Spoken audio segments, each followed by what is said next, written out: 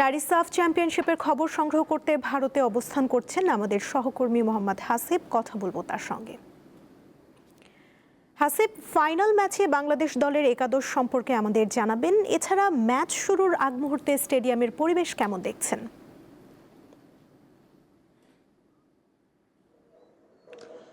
আর কিছুক্ষণ পর ফাইনালের দ্বৈরথ বাংলাদেশ ভারত সাফ নারী ফুটবল চ্যাম্পিয়নশিপের অষ্টম আসরের বাংলাদেশের যে স্কোয়াড দিয়েছে সেখানে আসলে শামসুনা জুনিয়র মূল একাদশে ঢুকেছেন তোহরা, এবং তাতে যেটা হয়েছে যে আগের ম্যাচের অর্থাৎ সবশেষে নেপালের বিপক্ষে খেলা যে স্কোয়াড থেকে দুটি পরিবর্তন এসেছে। গ্লো এন্ড লাভলি এখন নতুন রূপে, নতুনের মতো glowing skin. Glow and lovely renew bright. সেই সাথে ফরমেশনটা অনেক ভিন্নতা এসেছে। 4-4-2 ফরমেশনে আজকে বাংলাদেশ খেলছে।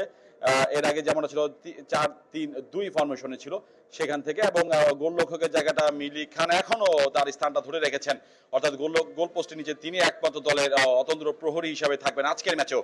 এবং যে বিষয়টা থাকছে যে ভারতের স্কোয়াডেও বেশ কিছু পরিবর্তন আসলেও সেটি আসলে তাদের ফরমেশনে একেবারে চেঞ্জ হয়নি। তারা সবশেষে ভুটানের সঙ্গে যেই ফরমেশনে খেলেছিল সেমিফাইনাল, দ্বিতীয় সেমিফাইনাল, সেই ফরমেশনে তারা ধরে রেখেছে।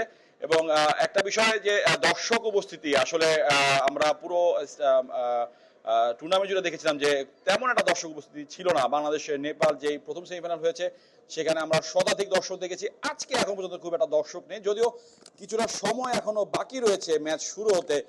আমরা আশা করি যে কিছুক্ষণের মধ্যে হয়তো দর্শকের উপস্থিতি আমরা দেখতে পারবো। তবে স্টেডিয়ামের নিরাপত্তা, স্টেডিয়ামের পরিবেশ আগের সবগুলো ম্যাচের থেকে অনেকটাই ভিন্ন। যেহেতু এটা ফাইনাল শিরোপা নির্ধারণে কিছু কিছু দর্শক এসেছে, ভুজেলা আওয়াজ কিছু শুনতে পাচ্ছেন আমার ঠিক পিছনে। স্টেডিয়ামে খেলোয়াড়রা কিছুক্ষণ আগে তাদের সবশেষ ওয়ার্ম আপটা করে নিয়েছে, তারা তাদের গ্রিন রুমে চলে গিয়েছে। কিছুক্ষণ পরে খেলা শুরু হবে, তারা পুরোপুরি প্রস্তুতি নিয়ে মাঠে নামবে, এবং শেষ মুহূর্তে টিম মিটিং, খেলার ফরমেশন সবটাই আসলে শেষবারের মতো নিজে থেকে প্রস্তুতি নেওয়ার একটা সুযোগ আসলে বাংলাদেশের নারী দলের সামনে। এবং এই সাফের এই শিরোপা যদি বাংলাদেশ জিতে পারে তাহলে হবে তাদের টানা তৃতীয় শিরোপা। ভারতের জন্য হবে 6 বছর পর শিরোপা পুনরুদ্ধারের একটি সুযোগ।